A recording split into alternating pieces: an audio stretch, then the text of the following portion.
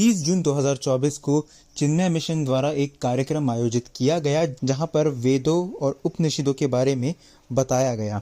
यहाँ मुख्य अतिथि अंडमान तथा निकोबार द्वीप समूह के मुख्य सचिव IAS श्री केशव चंद्र भी मौजूद थे। ये एक बहुत अच्छा अवसर है कि जब हम हमारे सनातन धर्म का जो आधार है, जो उसकी नींव है, वेद श्रुति, उसके ऊपर चर्चा करने के लिए, श्रवण करने के लिए उपस्थित हैं। माननीय केशव चंद्र जी दीपों के मुख्य सचिव तो हैं, ये उनका परिचय है।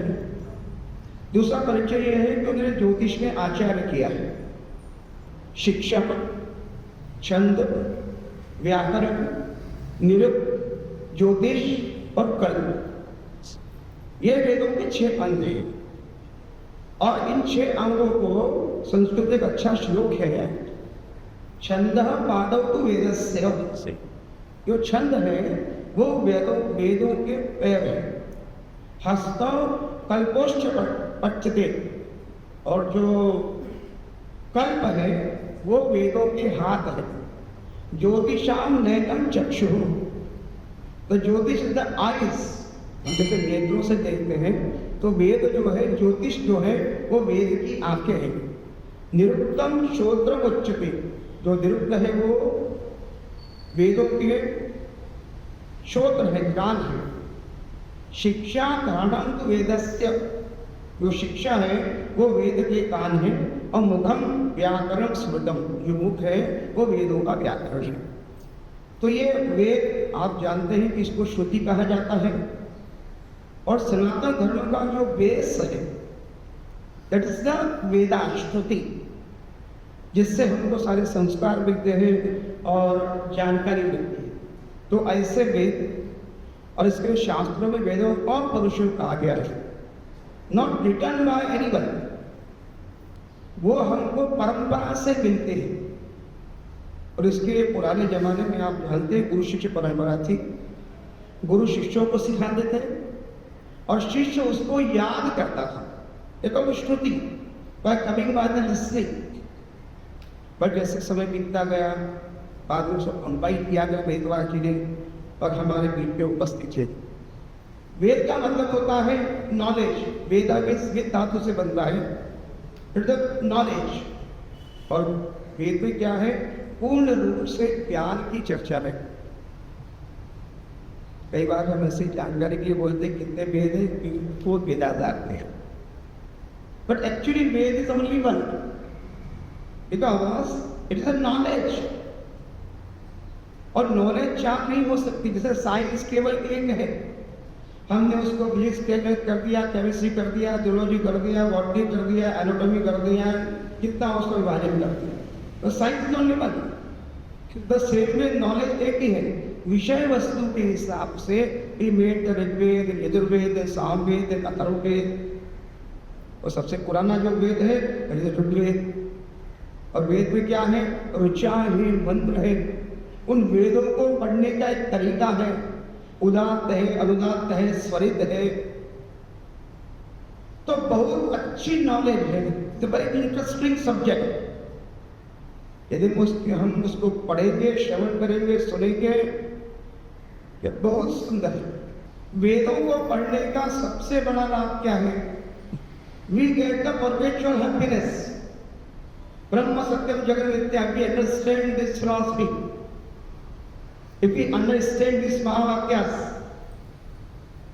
then we get perpetual happiness. There is no cause for worry. जीवन के जितने दुख हैं वो सारे निवृत्त हो जाएंगे। मैं एक श्लोक से शुरू करना चाहता हूँ, ऋग्वेद का नीति शतक का है। उसमें लिखा है, अज्ञ सुकुमाराध्य सुखतरामाराध्य विशेषज्ञ ज्ञान लव दुर्विदग्धम तो ब्रह्मापितम नरन्न तंजयति। उसका जो एक शब्द है ज्ञान लव दुर्विदग्ध, मतलब छोटे ज्ञान से जो जला हुआ है उसको ब्रह्मा भी ठीक नहीं कर सकते। अभी यहाँ खड़ा होते हुए मुझे वैसी अनुभूति हो रही है। वेद जैसा आप जानते हैं जो धातु है वो विद है। विद मीन्स टू नो। जो ज्ञान है, जो हम सीखते हैं, जो भी पूरा सत्य समाहित है वो वेदों में। तो 4 वेद में सबसे पहला वेद जो है वो ऋग है, फिर साम, यजुर और अथर्व। ऋग सबसे पुराना है, 1008 में मंत्र है, ऋचा है और करीब 10,000 स्टैंडर्ड है और उसके भी 4 पार्ट हैं। हर एक वेद का 4 पार्ट। तो सबसे पहला हो गया संहिता, ब्राह्मण, आरण्यक और उपनिषद। जो दूसरा चैप्टर या इसको खंड कहते हैं, वो दूसरा से 7वां खंड, इसको फैमिली बुक कहा जाता है ऋग्वेद। और इसके जो लिखने वाले थे वो कुछ मुनि थे, उसमें गृत्समन थे, वशिष्ठ थे, अत्रि थे, भारद्वाज और विश्वामित्र। 1 से 1 और 8 ये जो है ये कर्ण ने लिखा और 9वां माना जाता है कि सोम ने। जैसा उन्होंने बताया कि वेदांग 6 है, उसमें एक छंद है, शिक्षा कल्प व्याकरण छंद, उसमें छंद जो है, छंद सारी ऋचाएं जो है 4 पदों में लिखी गई, 4 पार्ट, 4 लिम्स ऑफ एवरी मंत्र। चायते इति समंत्र, जो प्रोटेक्ट करता है, जो उबारता है, जो रक्षा करता है, वही मंत्र है। और हम देखेंगे संहिता जो पहला खंड है वेद का, उसमें स्तुति है, देवताओं की स्तुति। लेकिन जो अभी देवताओं की हम पूजा करते हैं वो सारे देवता ऋग्वेद में नहीं है। ऋग्वेद की जो संहिताएं हैं उनमें उन देवताओं का बहुत ही स्कैर्सली वर्णन है, कहीं कहीं पे वर्णन है। जो प्रमुख देवता है वो कुछ दूसरे ही है। तो 10 देवता प्रमुख हैं। सबसे प्रमुख देवता जो ऋग्वेद की शुरुआत है उसमें वरुण को ये माना गया कि ओमनिशियंस है, पहले देवता थे जो कि अल्ट्रा कॉन्शियसनेस से युक्त थे। मतलब जहां पर भी जो भी हो रहा है वो वरुण को पता है। और वरुण, बाद में हम लोग भेद किया सुर और असुर का। असुर का अर्थ जो ऋग्वेद में शुरू में है वो सुर जो ज्यादा ताकतवर है वो असुर है, तो कोई भेद नहीं। तो जो सबसे प्रमुख देवता है वो वरुण। ऋग्वेद में एक बहुत बड़ी घटना घटती है जो हिंदू धर्म को पूरा चेंज कर देती है। एक घटना का वर्णन है कि वरुण का भाई असुर ही था, वो वृत्तासुर। वृत्तासुर अपस नदियों की देवता थी, अपस को अपहरण कर लेता है और अपस को अपहरण करके वो बांधों में ले जाता है और वहां पर रोक देता है। पूरी पृथ्वी ट्राई करती है। फिर इंद्र जो है, उस समय इंपॉर्टेंट देवता नहीं थे, लेकिन इंद्र आते हैं वरुण को और कहते हैं कि तुम वृत्तासुर को क्यों नहीं मार रहे। लेकिन वरुण जानते हैं कि अपस को कोई भी नहीं बांध सकता है, वो बहुत ही शक्तिशाली देवता है। ये कुछ दिनों की बात है, आपस बाहर आएगी, नदियों को कौन बांध सकता है। तो अग्नि कहते हैं कि मैं खुद ही जाके उससे लड़ाई करूंगा।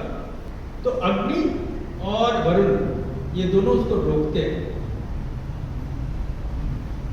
किंतु बाद में इंद्र सारे देवताओं के पास जाते हैं और सारे देवताओं के साथ उन्होंने कहा कि मैं अकेला जाऊंगा और अपने थंडर बोल्ट से, जो बिजली होती है, थंडर बोल्ट से उसको मारूंगा। इंद्र गए, थंडर बोल्ट से मारा और अपस की मुक्ति हुई। जब मुक्ति हुई तो फिर इंद्र सारे देवताओं के पास जाते हैं, कहते हैं कि इसने, ये अक्षम है, ये हम स्वर्ग में ये राज्य करने के लायक नहीं, क्योंकि इसने अपस को नहीं बचाया, मैंने बचाया है, इसलिए अब स्वर्ग का देवता मैं रहूंगा। और इंद्र के पास सारे देवताओं को इकट्ठा करके आते हैं और देवताओं के बिहार पे बोलते हैं कि सारे देवताओं ने मुझे नियुक्त किया है कि मैं आपसे बोलूं कि आप इसको छोड़ के चले जाओ। वरुण उस समय एक शब्द भी नहीं बोलते हैं और वो चले जाते हैं। और वरुण को फिर मिलता है सागर की गहराई में जो लोग हैं उसका स्वामित्व मिलता है। तो उसमें जो सागर की गहराइयों में है उसका उनका राजा बनते हैं वो, और मिडनाइट सन के अर्धरात्रि सूर्य के वो देवता बनते हैं। तो इंद्र अब प्रमुख देवता हो गए और इंद्र के प्रति संहिताओं में बहुत सारी ऋचाएं लिखी हुई हैं। इंद्र हम बाद में देखेंगे कि हाथ के जब हम न्यास करते हैं, आगे आएगा ये, जब हम न्यास करते हैं तो प्रजनने ब्रह्मा तिष्ठतु पार्यो विष्णु तिष्ठतु हस्तो हरस तिष्ठतु बाहवो इंद्रस तिष्ठतु, मतलब बाहुओं में इंद्र विराजमान है। और न्यास इसलिए किया जाता है क्योंकि जो ब्रह्म है और जो वर्ष पर जो वो दोनों एक हो जाए, इसलिए हम न्यास करते हैं कि सारे देवताओं को अपने अंग में समाहित करें। तो इंद्र प्रमुख देवता हो गए। अब इंद्र जो देवता हो गए लेकिन उनको ऑमनिशियंस नहीं दिया। ऑमनिशियंस देने वाले सिर्फ एक ही देवता थे, उनका बहुत ही छोटा वर्णन है ऋग्वेद में, वो है विष्णु, बहुत ही कम वर्णन है। वो ऑमनिशियंस सिर्फ वही देते। उन्होंने इंद्र को नहीं चुना, उन्होंने यम को चुना। यम जो है उनको ऑमनिशियंस दिया, मतलब जहां कुछ भी हो रहा है, जो अल्ट्रा कॉन्शियसनेस है वो दिया, मतलब जो कुछ भी कर रहा है वो अल्टीमेट आर्बाइटर जो होंगे वो यम होंगे। लेकिन फिर भी इंद्र देवता है। और आप सबों ने बचपन से सुना होगा कि इंद्र जो अपनी गद्दी बचाने के लिए उन्होंने बहुत सारा प्रयास किया और हमेशा वो चाहते थे कि दूसरे देवता कहीं मेरी गद्दी न छीन लें। इसलिए उन्होंने कि महिमा पे जितनी रचाएं हैं, अग्नि की उससे थोड़ी ज्यादा है, सोम से लेकिन शुरुआत की। इंद्र ने सोम को चुना और सोम रस सिर्फ कुछ देवताओं के लिए नहीं था। और ऋग्वेद में है कि क्योंकि इंद्र सोम का पान करते हैं इसलिए वो अजेय। कि सनत अश्विनी कुमार सबसे पहले गए दधीची के पास। दधीची ने कहा कि मैं तुम्हें सोम नहीं दे सकता हूँ, क्योंकि इंद्र का बहुत ही क्लियर इंस्ट्रक्शन है कि किसी को भी सोम नहीं देना है। यदि मैं तुम्हें सोम दूंगा तो इंद्र आएगा और मेरा सर अलग कर देगा। तो अश्विनी कुमार कहते हैं कि आप मुझे सोम दीजिए, मैं आपका जब सर कटेगा तो आपके सर पे पहले से ही घोड़े का सर डाल दूंगा, और जब इंद्र आगे काटेंगे तो फिर से आपका मैं सर डाल दूंगा उस पर। और दधीची ने उसको सोम की विद्या दे दी। तो अश्विन कुमार को सबसे पहले सोम मिला। उसके बाद वो च्यवन ऋषि के पास गए। च्यवन ऋषि बहुत बूढ़े थे, उनकी पत्नी बहुत यंग थी। तो उन्होंने कहा कि मुझे अपनी पत्नी के समान यंग कर दो। तो उन्होंने कहा ठीक है। उन्होंने चूंकि सोमरस का उनको प्रिस्क्रिप्शन पता था इसलिए उन्होंने सोम दिया, और च्यवन ऋषि उसी बहुत ही यंग हो गए। अब जब इंद्र को पता चला कि च्यवन ऋषि को इसने दिया है, और च्यवन ऋषि ने फिर एक सोम यज्ञ किया और उसमें जो फ्री क्वांटिटी में जितना भी संभव हो सके उतना अश्विन कुमारों को सोम दिया गया। इंद्र से बहुत नाराज हुए और वो आते हैं और इंद्र अपना युद्ध निकालना शुरू करते हैं। तो च्यवन ऋषि ने सिर्फ उंगली से इंद्र को पैरालाइज कर दिया। अब इसमें इस घटना में बहुत इंपॉर्टेंट एक मैसेज है कि देवता उस समय बड़े नहीं थे, जो ऋषि थे वो बड़े थे। ऋग्वेदों में जो ये कॉन्सेप्ट है कि देवताओं से ऋषि बड़े थे। भू भुवः स्वः, स्वः के देवता हैं, और उसके बाद जो जनलोक महरलोक इन सबों के देवता सारे ऋषि हैं। अग्नि शुरू में सारे देवताओं के पुरोहित है, इसलिए कहा गया कि अग्नि में जो हम अन्न देंगे वो देवताओं को प्राप्त होगा। इसके अलावा वायु का वर्णन है, बृहस्पति का वर्णन है। बृहस्पति उस समय देवताओं के एडवाइजर हैं। बेसिकली मैंने आपको सारे जो प्रमुख देवता हैं संहिता के, उसमें वायु भी है, ब्रह्मणस्पत भी है, सविता बहुत प्रमुख देवता है। ओम विश्वानि देव सुंदर दुर्दाय परासुयत बद्धम नासु। और सविता के प्रति ये कहा गया है कि जो सही है उसकी तरफ हमें ले चलो, प्रकाश की तरफ ले चलो। कश्यप और अदिति, कश्यप मुनि थे, अदिति दक्ष की पुत्री है, 13वीं पुत्री है। अदिति और कश्यप की 4 स्त्री हुई। एक तो अदिति हुई, दिति, दनु और खस। तो अदिति से सारे देवता उत्पन्न हुए, दिति से दैत्य, दनु से दानव और खस से राक्षस। तो सारे भाई, all of them are brothers. तो राक्षस, देवता, दानव, दैत्य सारे भाई। तो ऋग्वेद में इसका कोई डिफरेंशिएशन नहीं। लेकिन उसके सौतेले भाइयों के साथ दैत्यों का युद्ध चल रहा था, तब दिति बहुत परेशान होती है और उनके गर्भ में एक पुत्र आता है। और गर्भ में पुत्र आता है और वो फिर भी बहुत तपस्या करती है। तपस्या कर रही होती है तो कश्यप कहते हैं तुम मारेगी पिंडम, क्या तुम इस पिंड को मारना चाह रही हो? तो अदिति कहती है कि नहीं, ये जो निकलेगा, ये जो पुत्र होगा वो सबसे बलशाली होगा और इसमें 8 आदित्य में अष्टम आदित्य जो है मार्तंड, उनका जन्म होगा। जो कॉन्सेप्ट है कि सूर्य 24 घंटे है। हम अभी कहते हैं कि सूर्य सिर्फ सुबह से लेकर रात तक, शाम तक है। जो कॉन्सेप्ट है वो सूर्य 24 घंटे है, लेकिन सूर्य का के विभिन्न प्रकार है। आर्यमन से शुरू होता है इवनिंग टू मिडनाइट। मिडनाइट में वरुण है, वरुण के बाद मित्र है और इसीलिए कहा गया वरुण और मित्र दोनों साथ साथ रहते हैं। बहुत बार आप आए तो त्वष्टि है और उसके बाद इंद्र है और फिर अंतर्मार्तंड है। जमदाग्नि 10 ऋषियों में पुलस्त्य, क्रतु, भृगु, वशिष्ठ, मरीचि, अत्रि, अंगिरस, पुलस्त्य, भृगु, क्रतु, वशिष्ठ, नारद और दक्ष, ये 10 ऋषि हैं। लेकिन जो संहिता है, वेद की पहली संहिता है, संहिता में देवों की स्तुति है और ऋषियों की स्तुति है।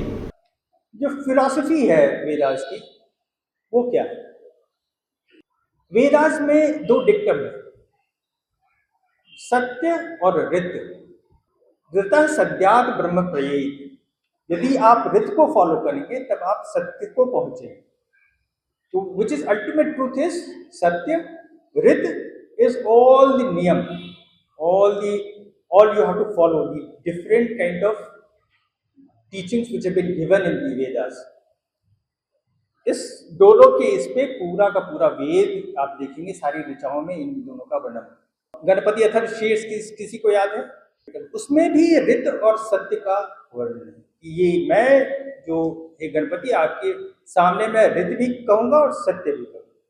और इन दोनों डिक्टम पे पूरा का पूरा डॉक्ट्रिन जो है वेद का वो समाहित।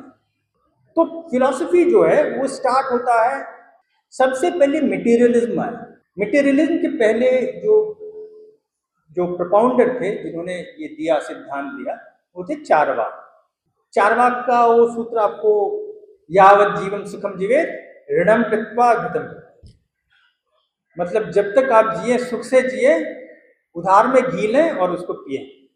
लेकिन ऑन अ सीरियस प्लेन जब उपनिषद आए तो फॉर थियोरी ऑफ इवोल्यूशन पे सबसे ज्यादा दर्शन स्टार्ट हुआ। जैसे वेस्टर्न फिलॉसफी में आप देखेंगे कि हीगल और कांट से पूरा वेस्टर्न फिलॉसफी स्टार्ट होती है। उसके पहले एरिस्टोटल और सोक्रेटिस ने दिया, लेकिन जो मेन फिलॉसफी ऑफ एवोल्यूशन है वो हीगल और कांट से स्टार्ट होता है। जो डायलेक्टिक्स की बात आती है, इंडियन डायलेक्टिक्स में 6 school of philosophy are important. सबसे पहला न्याय और वैशेषिक आता है। न्याय और वैशेषिक जो है, इन दोनों फिलॉसफी में, दोनों स्कूल्स में डिफरेंट जो atomic part of material is important, जो गुण है, जो पदार्थ का गुण है, वो सबसे इम्पोर्टेंट माना गया। दूसरा 2 स्कूल आया, पूर्व मीमांसा और उत्तर मीमांसा। पूर्व मीमांसा और उत्तरी मीमांसा में इन पदार्थ के तत्वों के साथ देवताओं की स्तुति जुड़ी, और इसको भी कहा गया कि ये यूनिटी में नहीं है, ये डिफरेंट है। और फिर उसके बाद जो 2 स्कूल आया वो सांख्य और योग। तो गीता में इन दोनों स्कूल का वर्णन। सांख्य में फिर उन्होंने सबों को कंबाइन कर दिया और सिर्फ 2 ही तत्व रहे, पुरुष और प्रकृति। योग चूंकि आया है, इसलिए मैं आपको बता दूं कि योग ने बहुतों का दुकान खोल दिया, और अभी जितनी भी दुकान खुली हुई है वो सब योग के चलते खुली हुई है। आप जितना भी देखते हैं टीवी पे सारे बाबा या जितने भी जो भी कर रहे हैं, वो सब योग के कारण कर रहे हैं। योग का सबसे पहला वर्णन श्वेताश्वतर उपनिषद में आता है, और उसमें ध्यान की ज्यादा चर्चा है। लेकिन पूरे इंडियन पैंथियन में, जो सीयर्स के पैंथियन है, जो ऋषि हैं, ऋषि के परिवार में, जो मेरी समझ से, वैसे मुझे बहुत ज्यादा आता नहीं है ना, ज्यादा मैंने पढ़ा है, लेकिन मेरी समझ से सबसे विद्वान जो हुए और सबसे वर्सेटाइल जो हुए वो हुए पातंजलि। वो उस आदमी के बारे में जितना पढ़िए उतना ही आप मंत्रमुग्ध हो जाएंगे कि वो किस चीज में पारंगत नहीं था।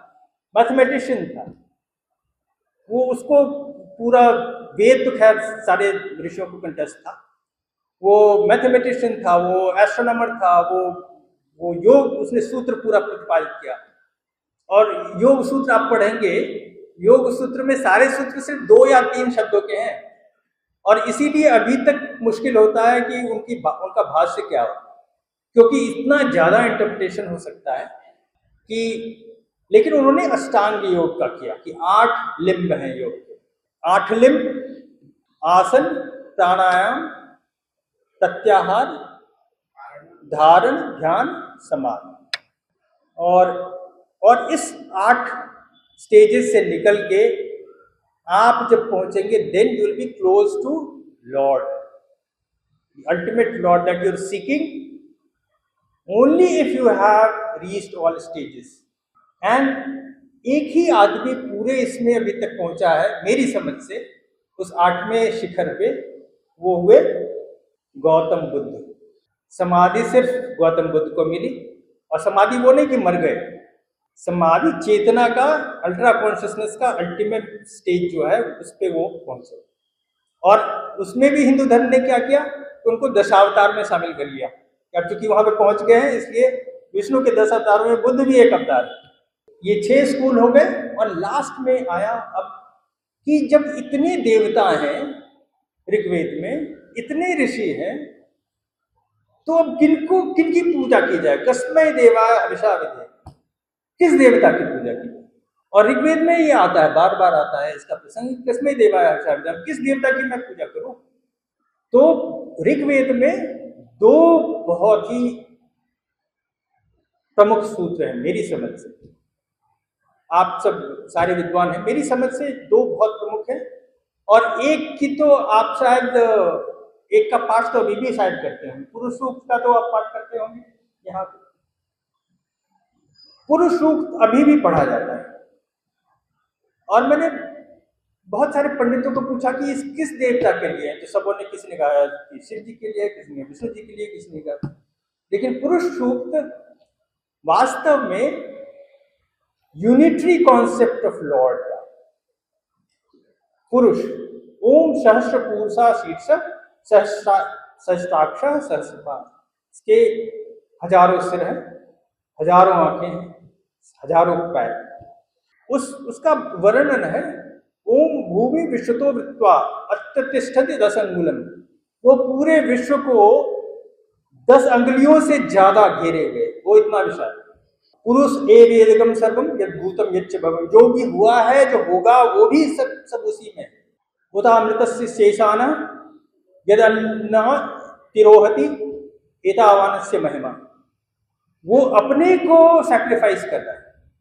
द कॉन्सेप्ट ऑफ सैक्रिफाइस, यज्ञ, जिससे पूरा संपूर्ण सृष्टि बनती है, वो पुरुष के जो अल्टीमेट लॉर्ड है, वो न इंद्र है, न वरुण है, न यम है, न सोम है, न अग्नि है, न वायु है, कोई भी नहीं है, वो पुरुष है। The concept of single unitary God is that पुरुष रूप। रुद्र प्रश्न जो है उससे ज्यादा पावरफुल। और मैं अपना एक्सपीरियंस बता रहा हूँ।